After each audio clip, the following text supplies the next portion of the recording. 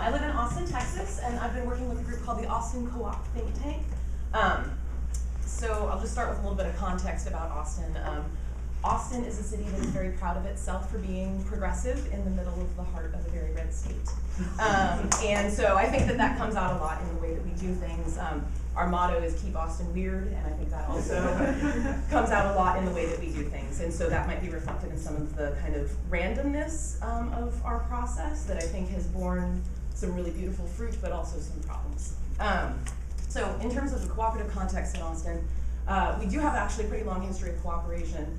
The most kind of recent predecessor history being in the 1970s, there was this huge burst of cooperation that happened.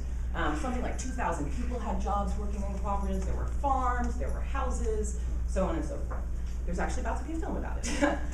So coming out of that, kind of institutions that lasted were the student housing cooperatives and a couple of community co-ops and Wheatsville food cooperative. So there were a lot of food co-ops started during this time. This was really like the housing co-ops pushed this wave of cooperation. So Wheatsville kind of came out of that. And for those of you who aren't familiar with food co-ops, Wheatsville is the only food co-op in Austin. It might be the only one in Texas. Yeah, and it's doing very, very well. It's actually about to start a major period of expansion. And so there's been this long history between the food co-op and the student housing cooperatives. So, you know, that's running along for 30, 40 years. And then all of a sudden there's this new burst of energy in cooperatives in Austin. And that has a little bit to do with community housing cooperatives and a lot to do with worker cooperatives in the area. And a brand new consumer cooperative that's also a democratic workplace, Black Star Hub. So, and you know, there's a new cooperative developer there, Cooperation Texas, a worker cooperative development center, and these new worker co-ops starting, some in operation, some just kind of bubbling up. So this is the context. We've got these kind of old, established co-ops with this history of working with each other, but they're very comfortable in what they're doing, and then we've got all these new people and all this new energy. In addition to that, we've got a very long history of these democratically operated community organizations, which also grew out of the 1970s effort, some in between, and then some very much related to the current wave that's happening now. So that we've got a community radio station that's called Co-op. We've got Ecology Action is a democratically operated nonprofit collective. Recycling Center, Treasure City Thrift is but it's a hybrid nonprofit worker co-op kind of thing, not a co-op. Anyway, point is we've got all these different kind of random groups, and then we've got just interested individuals who are like, co-ops rock. So that's kind of the context that we're operating in, and we're very big tent about it down there. People don't like it when I start saying, well, I'm not sure you're really a co-op for this reason and that. So again, we like to keep it weird. So this is our context. So now how did the think tank itself actually get started?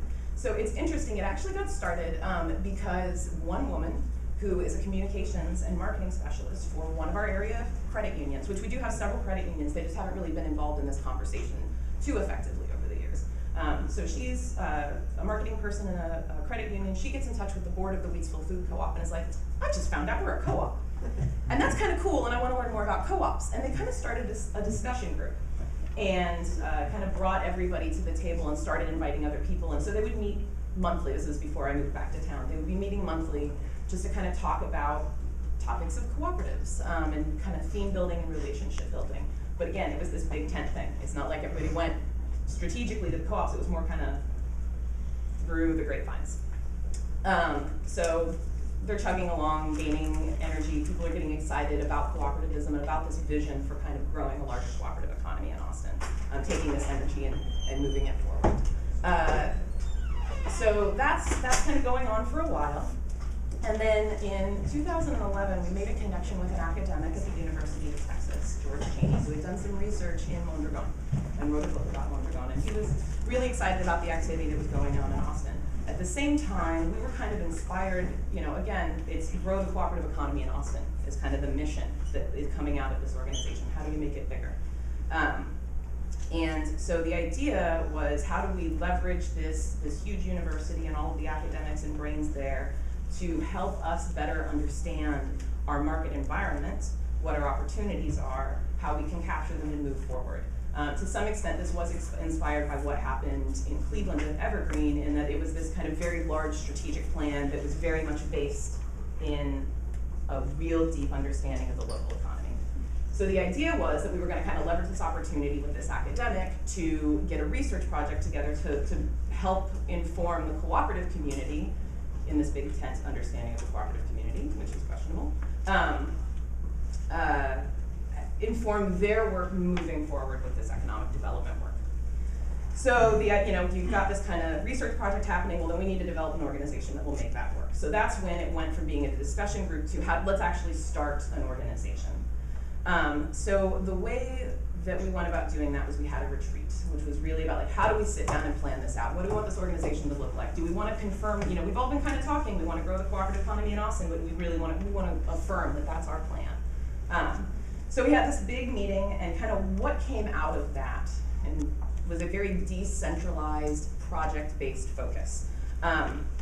We kind of walked into that meeting with action areas that were developed by an informal steering committee that was very uncomfortable with its role as being an informal steering committee. That was another thing that they really wanted to have affirmed by the group at this retreat.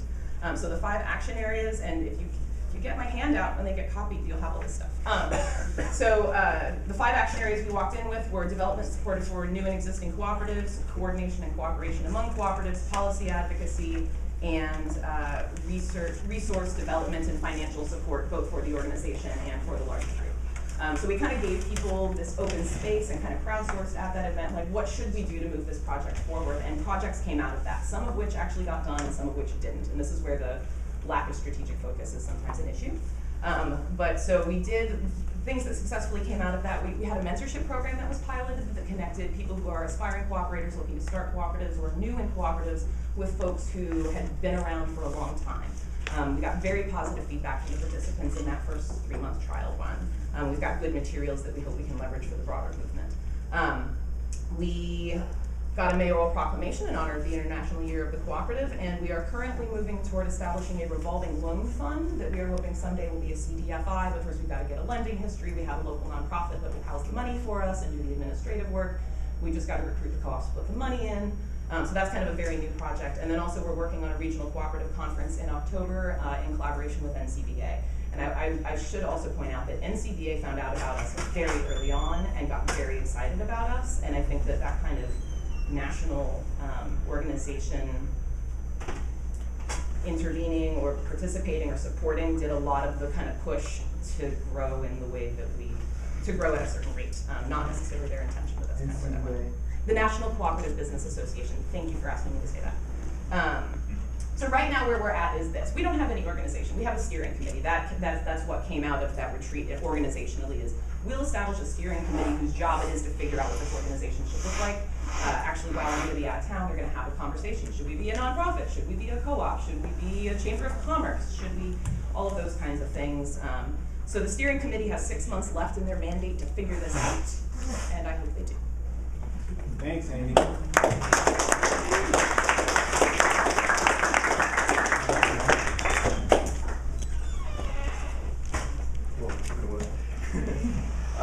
With Peter.